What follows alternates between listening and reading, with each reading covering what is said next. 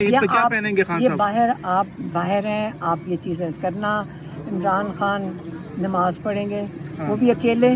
نیا سوٹ تو پہنیں گے نا عید کے لیے؟ نہیں، عمران خان کیا نیا سلوایا نہیں آپ کسی نے؟ میری اپنے بات بھائی سنیں، میری بات نہیں تھی آپ سنیں، لوگوں میری بات سنیں. سب سے بڑی چیز آپ یاد رکھیں کتنی کیا اس کو کہتے ہیں ارریلیونٹ باتیں کر رہے ہیں.